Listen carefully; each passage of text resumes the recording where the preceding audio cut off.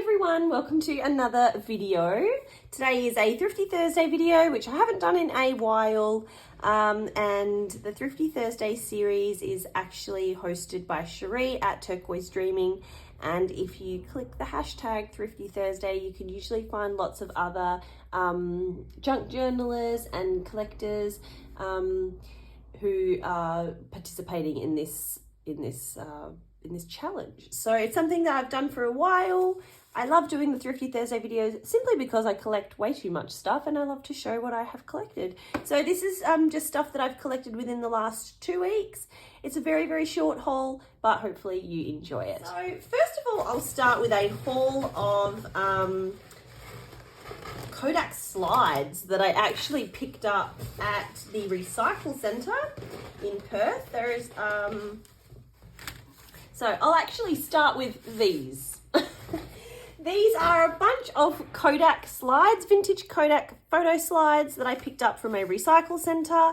Now, I've been wanting to buy these slides for a very long time, and I've seen them at vintage stores, online, antique stores, and they're usually selling for, 50 cents to $1 each. But every time I've found these slides, they've always just been random photos which aren't really exciting and not really slides that go with any themes that I'm working with or anything like that. But in this case, I got these from the Recycle Centre, so they're actually free.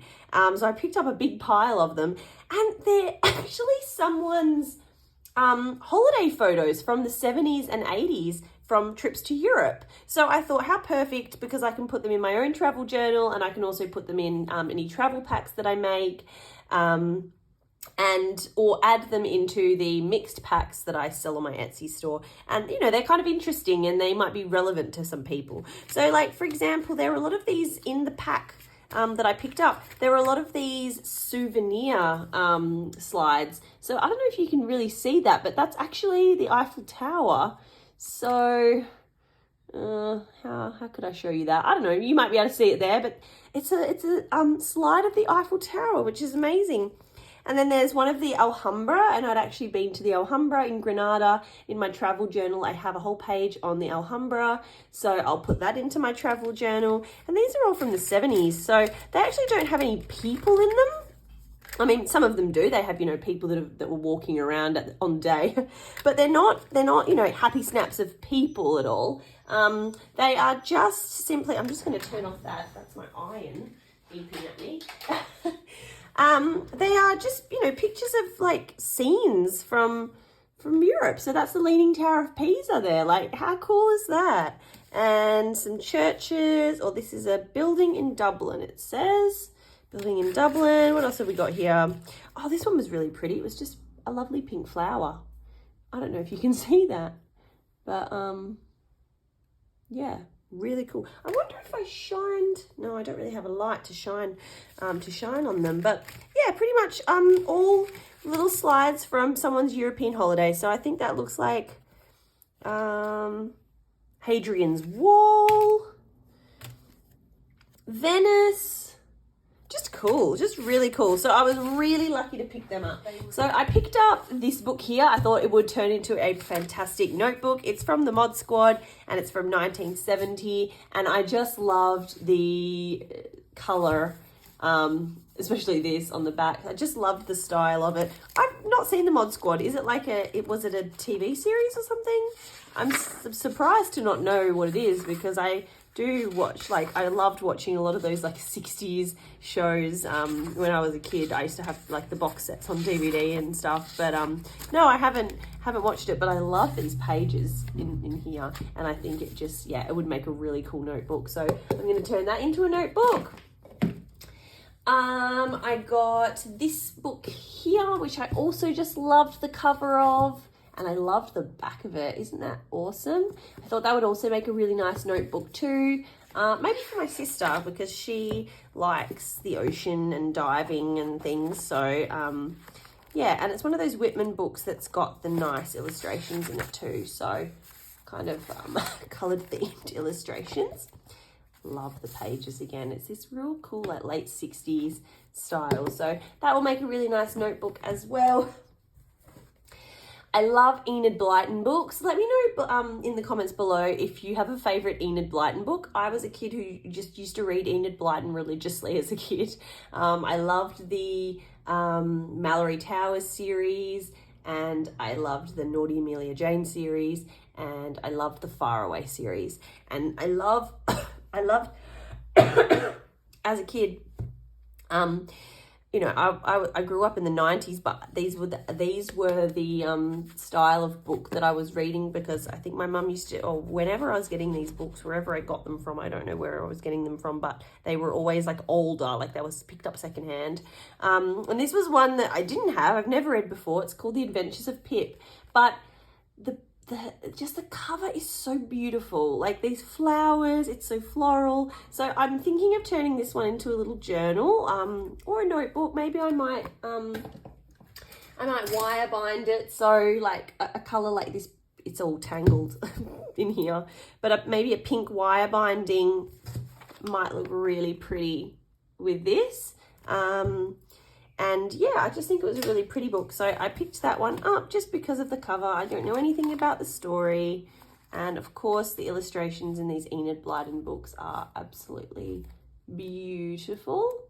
And the Save the Children book sale had lots of these Enid Blyton books, but I think this one was one of my favourite covers. I'll show you my absolute favourite one that I have. It's the Sunshine book by Enid Blyton. And it's so colourful and it's so 60s retro bright, and this is one that I can't bring myself to cut up, but it would make a really beautiful notebook or journal as well. So that's one of mine here. I'm still waiting to find an edition like this of The Folk of the Faraway Tree, because The Folk of the Faraway Tree is my absolute favourite childhood book, and I'd love to find like an old copy like this with the cover. So, also at the Save the Children book sale, I picked up the classic of the retro vintage cookbooks. So, American viewers, you guys pick these up a lot. Like, I see them a lot in other Thrifty Thursday videos and other people's vintage cookbook journals and all of that. A lot of you guys have the Better Homes and Gardens new cookbook, but this is something that I never thought I would find in Australia, because I thought it was just like a US book. But it was at the Save the Children book sale. It was actually far more than I would usually pay for books. It was $20, but I thought for the condition that it's in, it's actually a first edition one. The condition that it's in for a book from 1952 is pretty amazing. And it's one that I will not be cutting up, and I have actually just been displaying it in my kitchen because it really matches my kitchen look. And it's in beautiful condition, so it's still got its plastic cover and the plastic on the ring binding, which is really nice. The little tabs are not in fantastic condition, but that doesn't matter to me. It shows that it's been loved and used. But of course, those graphics and pictures, and look at that kitchen, like you just can't beat these. You cannot beat these books, and yeah, it's in beautiful condition. So yeah, it's one that I'm just gonna have as a display piece, because I've been looking for this and hoping that one day I'd find it at an op shop, or I'd find it on Marketplace or something. It's never come up. But I'm, yeah, very happy to have it in my little hands now. As soon as I saw it on the table, I was like, I have to get it.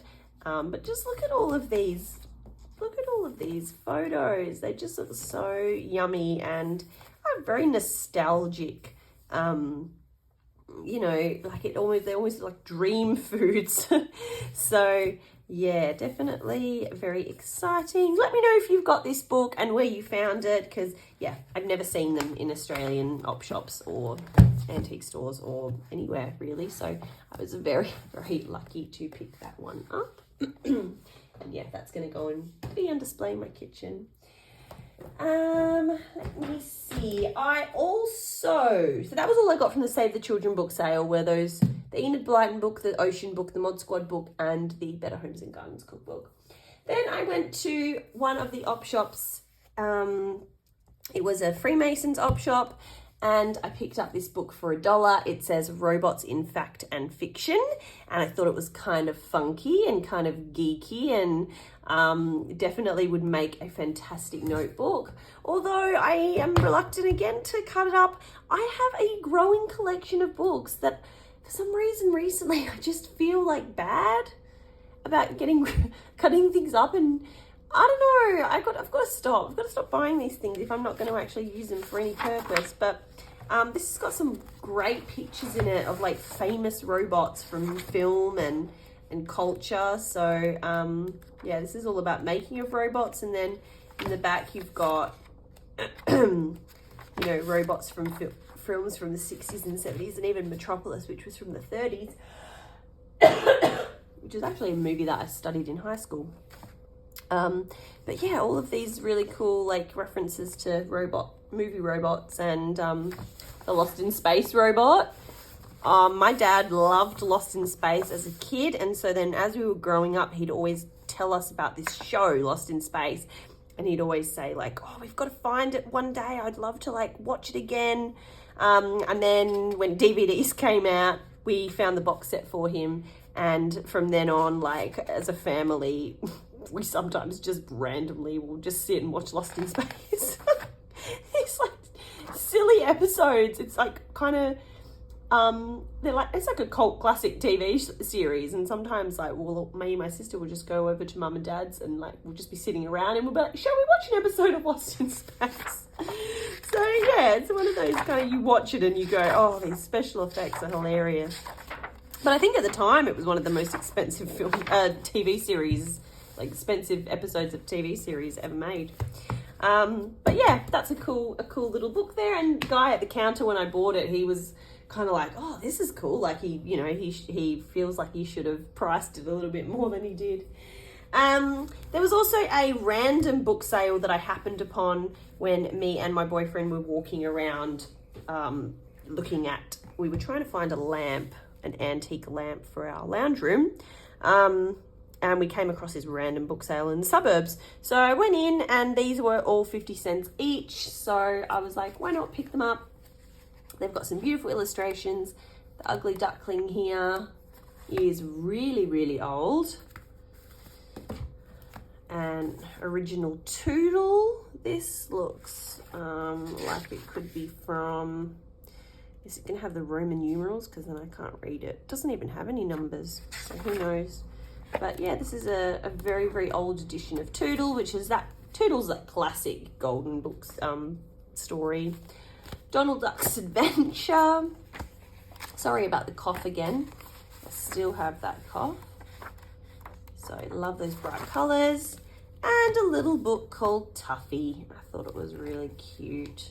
Really not in good condition, these books, but you know, when you see the Golden Books there for 50 cents, it's like, oh, I'll save them. Might as well. Also from the Recycle Centre, I forgot about this, but I got another Semco transfer booklet, which I'm going to put on my Etsy store. I don't use these, but they are very popular on my Etsy store, people that do embroidery. And this one has, it's almost complete, but it has little cute embroidery iron-on patterns, little chicks, little cat, clowns, fish, lambs, cows, little kitten and puppy. So very cute. So I will put that on my Etsy store, and it's just nice to see something so old in such good condition. From the salvos, this is something for the millennials. I have recently got out my childhood Barbies. I kind of restored them, washed their hair, cleaned them up, and have put them on display in my craft room. And so I've started to kind of collect when I come across Barbie books or things that remind me of my own childhood, these kind of 80s and 90s Barbie and 2000s Barbie products and stuff. I picked them up, and these books here were ones that I had as a kid. I've probably still got them actually. My mum, when I showed her this, she said that she thinks we've got a whole box full of them in the shed. But we didn't want to get them out. And this one I picked up for only 50 cents at the op shop, and I just thought it was perfect because this Barbie was actually the first Barbie that I ever got, and I've still got her actually. So she's sitting in the shelf with all the other Barbies that I've put on display. Maybe I'll insert a picture of that little display that I've got here. But yeah, I just thought these were books that I used to read as a kid, and it just looks really good in my display. So I'd love to find more stuff, but I just can't find a lot of 90s Barbie and 2000s Barbie stuff. I guess people are keeping it for themselves. And the last thing that I want to show you is actually when I talk about making notebooks. You might not know what I'm talking about. I'm not meaning making junk journals, because junk journals for me take a lot of time. I'm a perfectionist. I just can't be bothered, to be honest. I make them, and then, like my cookbook journals that took me like a year to make. I just can't be bothered. Like, it's not enjoyable for me at all.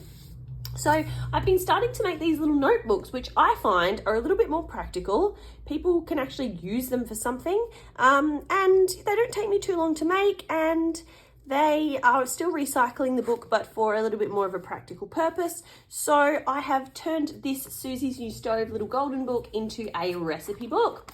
I've done a bit of designing online and have given it some little dividers. So there's each section, there's a section for salads, a section for soups, a section for drinks. And today I'm going to sew some tabs on there so that you can easily flick through the sections. And yeah, it's made from a recycled little golden book with some little book corners on the end. I'm still working on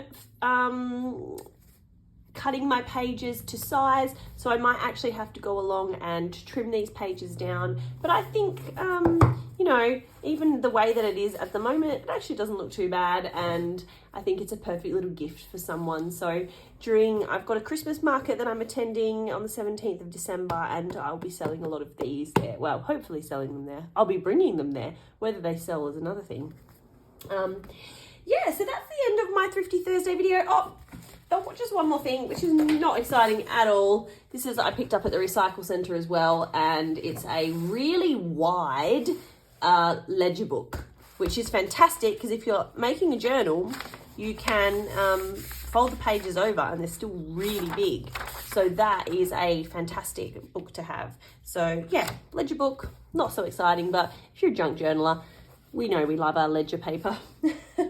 So that is all my video for today. I hope you enjoyed that. Let me know what you liked. Let me know if you saw anything that reminded you of, gave you some memories of things you might have owned, and let me know what your next projects are going to be. Thank you to everyone who has recently subscribed after my cookbook video, and make sure that you check out my Etsy store if you're looking for anything new to include into your own journals. And I will hopefully see you all soon. Bye.